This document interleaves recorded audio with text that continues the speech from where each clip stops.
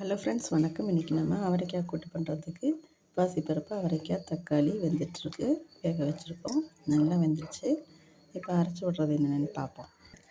உளுத்தம்பருப்பு, 2 மிளகாய், ஒரு அரை ஸ்பூன் மிளகு போட்டிருக்கேன். அதோட காஞ்சிருந்தாலும் பரவாயில்ல, கருவேப்பிலையை அரைச்சி விட்டுடலாம்.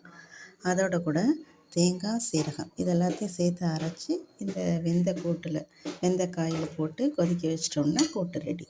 அரைச்சதை இதில் சேர்த்து 2 கொதி விடுங்க. கிட்ட இருந்தால் ஹையில் வைங்க, இல்லாட்டி சிம்மில் வச்சுருங்க, அடி பிடிச்சிரும்.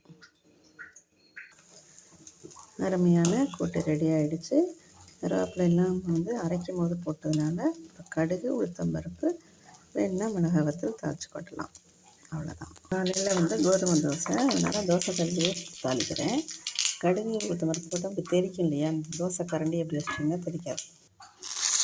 அருமையான அவரைக்காய் கூட்டு ரெடி.